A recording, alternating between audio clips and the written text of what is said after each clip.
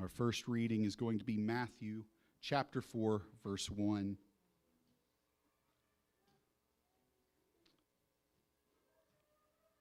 Then was Jesus led up of the Spirit into the wilderness to be tempted of the devil.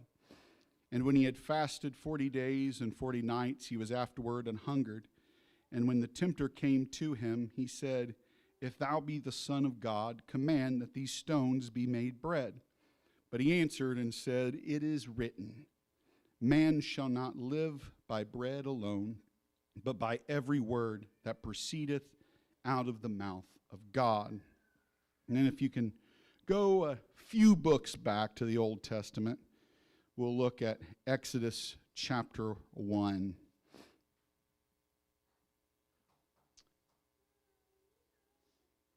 Exodus chapter 1.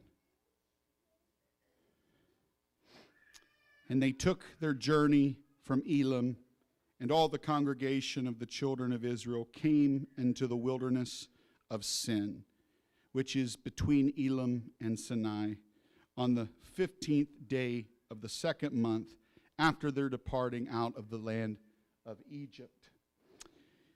And the whole congregation of the children of Israel murmured against Moses and Aaron in the wilderness. And the children of Israel said unto them, Would to God we had died by the hand of the Lord in the land of Egypt, when we sat by the flesh pots, and when we did eat bread to the full. For ye have brought us forth into this wilderness to kill this whole assembly with hunger. Making sure I'm not skipping too far ahead. Then said the Lord unto Moses, Behold, I will rain bread from heaven for you, and the people shall go out and gather a certain rate every day, that I may prove them, whether they will walk in my law or no. And it shall come to pass that on the 6th day that they shall prepare that which they bring in, and it shall be twice as much as they gather daily. And Moses and Aaron said unto the children of Israel, At even then shall ye know that the Lord hath brought you out from the land of Egypt.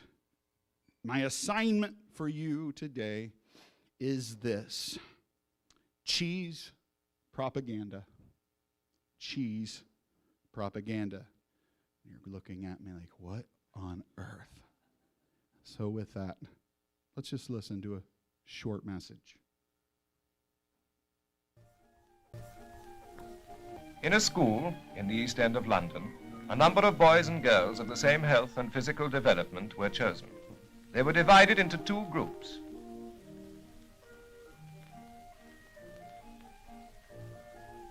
One group was fed on an ordinary English meal of meat and 2 vegetables. The other on a daily meal of cheese, milk, butter, green salad, and wholemeal bread.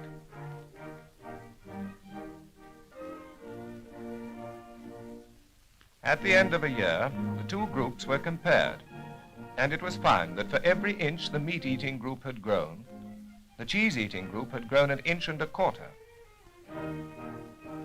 For every 10 pounds that the meat-eating group had gained in weight, the cheese-eating group had gained 12 pounds. So when you are unable to give your family the roast and 2 veg they've got so used to, remember that there are many attractive cheese dishes to choose from.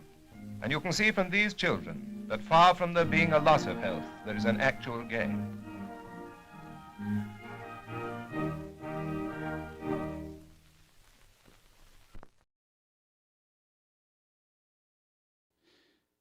The video Choose Cheese was an informational film, and it was around the time of 1940 during World War II that this propaganda began to be played in the local cinemas, before the movies. It was when rationing of food was introduced. The film aimed to promote cheese consumption as a nutritive and versatile alternative to meat, which was not only becoming scarce at the time, but also quite expensive. Sounds a little familiar. The film employed a pseudo-scientific approach, presenting unverified experiments and statistics. I couldn't find any for this, nor is there any records that I could see online that highlighted the health benefits of cheese. It also showcased the various ways to incorporate cheese into your cooking, from the simple grilled cheese to the more elaborate dishes, like the addition of cheese to cauliflower. It's kind of crazy to think of an era that cauliflower and cheese did not go hand in hand, but so it was. May have been the best thing to come out of this propaganda, to be honest. The film was part of a broader effort by the Ministry of Information to influence public behavior and promote healthy eating habits. Healthy eating habits during the wartime. As I said before, it was screened before the cinemas as the main feature, or before the main feature, reaching a wide audience, and it was effective at relaying its information. From my understanding, the Ministry of Food also printed leaflets giving reasons why people should eat cheese instead of meat. Cheese is an excellent bodybuilder. It provides a guard against infections. It is a concentrated, energy-giving food. In fact, if you watch the whole clip that is stored in, what was it called, the Imperial Wartime Museum or whatever, you can see that they have people riding on bikes and they stop for their break and their meal is bread and cheese, and this gives them the energy needed to make the last bit of the marathon. They boasted of these health benefits and they hoped that people would respond. The thing is, even though the people seemingly did respond, it wasn't like they had a good option anyways, since their food was beginning to be rationed. Today, we know that a diet that consists primarily of cheese and bread and just a small amount of vegetables would most likely have some negative effects on the human body over time, especially if you're lactose intolerant. It would probably have bad results the first day of the diet. While these foods do offer some nutrients, your vitamin D may go up a hair, they lack in the diversity needed to actually give an optimal health system. In fact, the person that would follow this diet to a T would suffer many nutrient deficiencies. They would probably lack vitamin C, something crucial for immune function, wound healing. Their iron would slowly be depleted, causing dysfunction possibly in their red blood cell production, and in turn, the person could actually go anemic. They would have fatigue and weakness.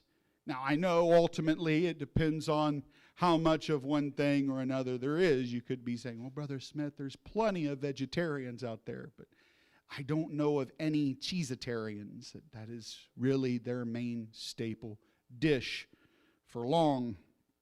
This propaganda, as it were, though possibly made with the best benefit at time to help with the food conscience, still shows that even if man can live on bread, he cannot thrive therein. Going back to our reading, we see these two stories, and I would like to place them in parallel. First, we see a freed people. In fact, a chapter prior, they're singing a song of the goodness of God, the song of the sea. It's what they rejoiced in after having a split sea and seeing the hand of God revealed in their life. And they bring out the tambourine and they are dancing and they're exalting God. The song is so anointed and heartfelt that it's believed to be the song that's actually mentioned in Revelations 15, verse 3 and 4, that's called the Song of Moses and of the Lamb. So there's a good chance you may want to memorize Exodus 15 because it may be on a lyric screen in heaven. But yet, only one chapter further, they lose their song, they lose their worship, and they long for the bread of Egypt. They long for the garlic and the onions, the cucumbers and the melons. They miss the ration, not the abundance, but the ration of food that they were able to get from their master. Then we see Jesus. He's led by the Spirit into the wilderness to fast for 40 days nonetheless. This parallels because as the Hebrews walked in a desert land, messing up constantly, giving in to temptations, failing tests for 40 years, we see, as it were, Jesus defeating each of those things in his 40 days. And of all things for him to be tested by, firstly, it is bread. Now, I know that this scripture isn't talking about cheese. That bread is what is mentioned as being the temptation. But today, I feel like the enemy still tries to use the same tactic. He may not use cheese, but in life, we see that cheese can take many shapes. We see it come up in the form of material possessions.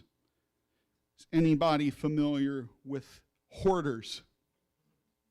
This was a popular show at one point, and also a word given to those that fill their homes to abundance. It's to the brim with possessions. They're often unable to use their space. You know, they have to make their own walkways when they're trying to even have a cleaner come to help them and show them how bad the situation is. They have to direct them through their piles.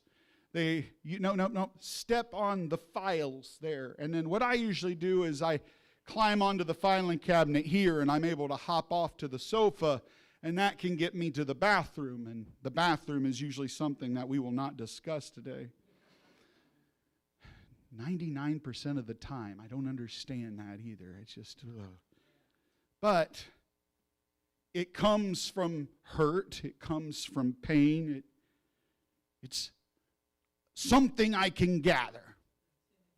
Even with the Hebrew children, they were told to collect the manna they needed for the day and do not store it for the next day. The only time you got to store it was the day of Sabbath, or the day before, so that you could have enough to keep you past Sabbath. And they would disobey this. They would become hoarders of manna. When God would send them spiritual fullness, they would hoard it to themselves. We still see this in our lives today. Sometimes it's through fleeting pleasures. People fill up on the cheese of reality TV shows like The Bachelor or Love Island that depict people chasing a short-lived romance and fame, often ending in heartbreaks and fading relevance. For others, it's social media addiction, the constant pursuit of likes and validation on social media that leaves people feeling empty and disconnected in real life, but yet they seek another hit of the dopamine if someone by chance has liked their post or if their news feed is showing something different. There are other forms of emptiness that we may not ever really think of. Unfulfilling jobs. Many people work long hours and jobs that they don't really care for or find meaningful. It leads them to burnout and a sense of purposelessness. A lot of companies, they try to make up for this by telling you what you do, that at the end of the day, you're doing this for the customer. At the end of the day, you're feeding that puppy dog. At the end of the day, you're putting the label on the Amazon shipment for the food that's going to that puppy dog. At the end of the day, you're doing this or that. That what you do is meaningful, but most of the time, people still go home feeling broken and sometimes looking at LinkedIn. That's their news feed. There's the broken relationships, failed marriages, estranged families, lost friendships that leave a void that is hard to feel. But last, but definitely not least, we see spiritual emptiness. A simple definition for this can be summed up as a lack of connection to something greater than oneself that leads to feelings of isolation and despair. Ultimately, we know that these feelings of isolation and despair are due to the fact that the person experiencing them is lacking someone greater in their lives and not just something. The things are just cheese. But what we need is Jesus.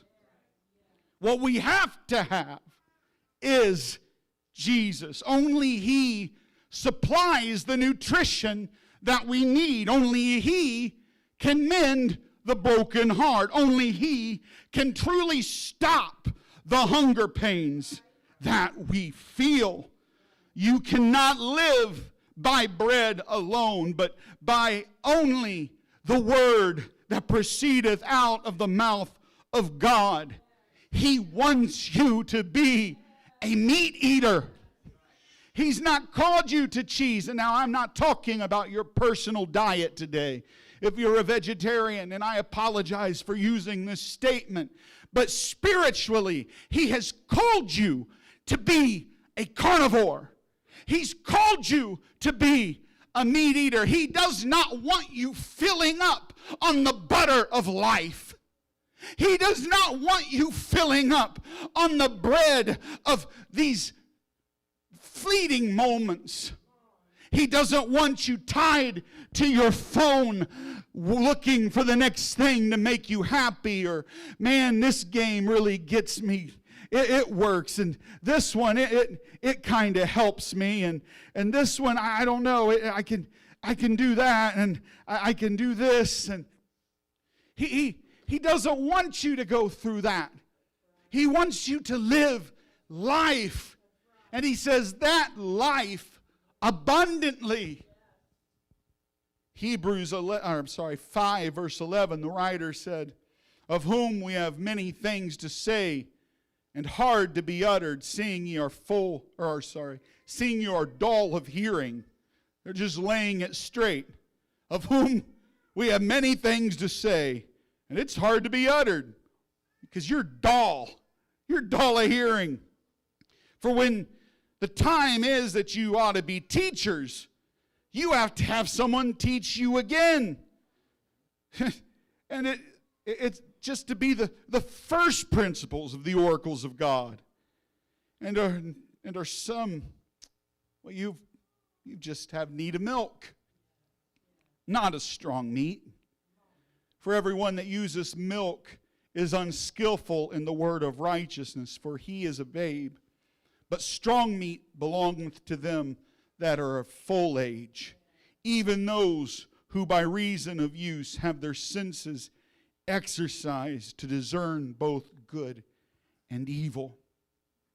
In other words, if you're a new convert, if you've just gotten into this thing, if you've just came to the table, it's okay to have the milk bottle. It's okay to have the dairy.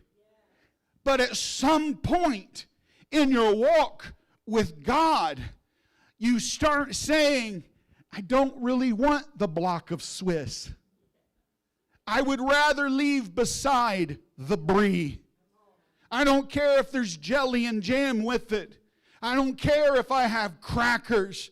I need a steak. I need sustenance. I need hope. I need something that when life is throwing me curveballs, that I can actually stand up and I'm not anemic. I'm not full of weakness. I'm not tired, but I'm ready to go because I have God. The world would offer, the enemy of your soul would offer cheese propaganda. He would tell you how the momentary sustenance, how it can fulfill your needs. Just give in to the lust. Just give in to the addiction. Just give in. Send her a text. Send him a text. Go there. Do that. Just go with it. It'll help. Yeah. You eat cheese. Enough of it, you're probably going to be full. But there's a good chance you're not going to feel the best for long thereafter. The alcohol makes you forget the pain for a moment, but usually it just dulls it. Usually what you wind up doing is turning on Tool and Primus and, and Slipknot, and you start listening to Blue October or any other kind of just the sad and emo music. Like, we say that we drink because, it numbs the pain, but usually we crank up the pain. We make the lyrics matter to us, and that's what we feed into. And it's like, no. Like, we crank up the sad country song. We turn on the rap that gets us feeling something. We fill ourselves with cheese.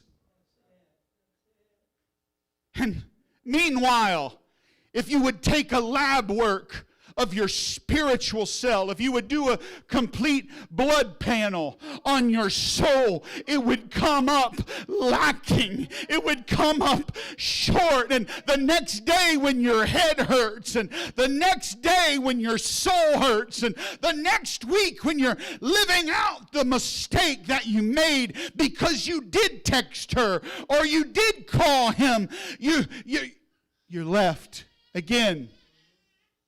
But the world says, here, have some cauliflower. Put some cheese on it. It'll make you feel better. Here, have some bread. That's what you need. You just need to carve it out. You just need to have a little cheese. Cheese, as I said, it takes many forms. Each of you deal with it in your life. Each of you have a variety of cheese that has been preserved and fermented just long enough to suit your carnal desire. But I've come to tell you, get rid of the cheese. Get rid of it. Cast it away. And the hole that you have, fill it with the manna from heaven. Fill it with God's word for life. Fill it with Jesus. Don't let yourself be burnt out. Don't let yourself fall aside. No, life is too short. Time is too short to live on cheese, to try to make the dietary restriction. Some, though, they take a little bit of both. I'll have my Bible here, and I'll have my plate of cheese here. Grace. Unmerited favor. You know, that's what's the mainstream worship channel today. That he loves me now more than he ever will. You know, Jireh, you are enough. And talks about how, you know, I've never been closer than I am right now. It's like, I'm sorry, are you in heaven? Because I don't see Jesus. I may feel him, but I don't see him. So I don't think I'm there yet. I don't think I'm walking on streets of gold. But mainstream still would try to give you, as it were, a plate of Jesus and cheese and say you can make it work. His grace is sufficient. So what if really in reality you're making him the doormat? It's kind of what he's there for, right? Come on Saturday. Confess your sins. Let him forgive you. Go back to it on Monday. No. That's not what it's about. Life like that will leave you without nutrition. In fact, when you see yourself with the charcuterie board of life, slowly and surely, it'll take the place of the main course. Slowly and surely, it will become the main dish. You cannot balance it. You know why I know? Because I was a sinner. And I tried it. No. What if alcohol isn't really a sin? You can just have as long as you don't get drunk. You know, right? Just don't get drunk. Wine's good for the belly. Timothy, go ahead. Even though it was technically a medicine he was prescribing, not saying, yeah, I want you to drink every night, Timothy. He was saying, just take a little bit because it's going to help you with the condition you have. Rest of Leviticus, you know, they're not allowed to have any strong drink. They're supposed to abstain from it. If you took a vow of Nazarite, you couldn't even drink grape juice, let alone fermented grape juice. That's all a lesson for another day. But I went through that one time. I remember thinking that, you know what, if I can't give it up, I'll just have a little. That's fine. Scripturally, it seems sound. And guess what? Next thing I knew, I was back on the cheese platter. And I was out. I was finding myself lost, seeking God again. And I don't want to just talk about one sin like that's it. I'm talking about cheese. And if you haven't got the drift yet, I'm talking about sin. It's a sin propaganda. Just have a little. Just try a little. Just fill the void. But nothing will fill the void except for Jesus. As I come to a close, I've said this before and I'll say it again. I believe every soul has a hole in it. Ever since the fall of Adam and Eve, when they gave in to that bite of cheese fruit, when they partook of the knowledge of good and evil, when suddenly there was a separation of sin and God in their lives. It was as if this hole was in their heart.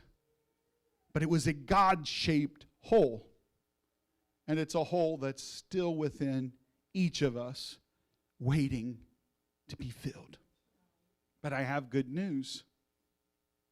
You can tear up the leaflets. You can throw out the propaganda. you can forget that. Give it back to the rats. Throw it back on the ground. The hole that you have in your heart, the God-sized hole, fill it with Him today. Make the diet change today. I implore you. Make it up in your mind. Oh, I know diet changes are never fun. I'm sure even if you, as much as you would get tired of all the cheese and bread, I'm sure that your body would go through a little bit of strangeness as it goes back to eating normal. I know when I started the carnivore diet, there was a switch up in my metabolism that body was suddenly saying, like, wait, we don't do anything else now? Like, you're sure about this? No butter? Or not butter, no bread, no greens, nothing, just you're giving me another ribeye, or you're giving me a pork chop. Hey, it'd be nice to have some cauliflower and cheese. Hey, what are you doing? And there was a little bit of a switch up in the system. It was a little uneasy for a few days to just keep it G. But I got used to it. And then I would actually crave it. It was the weirdest thing. I cheated on for Thanksgiving. I wanted the Oreo balls. I can't remember what they're called, but they're like the chocolate-covered Oreo balls that are just like, oh, like heaven, have a little taste of heaven. I got all of the dessert that I wanted. There was this mango dessert. It was a Filipino dish that this lady had brought, and I got some of it. Like, man, this is amazing. And then, even though dinner was at 5 or 6, back home 9 or 10, my stomach, not in pain, but as I'm hungry again. Suddenly, I was craving food for no reason. It's like, I just ate the biggest meal of my life. Like, I made up for all of October and most of November. It's like, I had all of the greens and cheese and anything else I could find. It's like, come on, like, why am I hungry? And then the sickness kind of came in to where it was just like, you're hungry. It's like, nah, you don't want a donut. You know what I wanted? Meat. It was like I was craving sustenance. Maybe a little salty, I'm not going to lie. There's probably a little bit of a want for more Doritos. But the big thing was not cheese. The big thing was meat instead of cheese. And that next morning, I remember telling my wife that it was like I was looking forward to breakfast because that was my restart. And I knew I would be sustained. Now you say, Brother Smith, why are you bugging me for the last 5 minutes about a personal diet that you went on last year? I'm saying it because of this. Whatever your cheese is today, you can leave it at the altar. I know deliverance. He took away a lot of sin for me that I didn't have to worry about going to. Again, like just the desire just melted away. No pun intended on the melt. But there may be some things that'll stick around that you'll desire. But if you just get through the hunger pain, and if you just eat a little more meat, you can make it through. You can do it. You can do it. I feel today like I'm trying to speak against a 1940s movement, but it's in 2025 when the government is telling you preserve the meat, when the government is telling you to preserve the side dishes. Don't worry about it. Just eat this. I'm the one standing here saying, no! No! Depart from the propaganda. Throw away the leaflets. The statistics are false. The lives are full of holes. Come to Jesus. Come to the Master's table. Come and dine. The Master calleth. Come and dine. I don't know who I'm speaking to today, but we're getting ready to open up an altar, and I want you to heed the words of this Pentecostal preacher. Get rid of the cheese. It's going to kill you. It's going to take your family down. Get rid of it. Come, come, come. The Master calleth. Come and dine. Can we stand? Jesus, Jesus.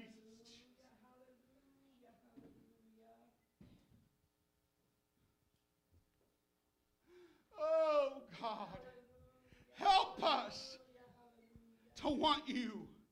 Help us to want to seek you with all of our heart, with all of our soul, with all of our mind. Pay no attention to this. It didn't pop that time, of course.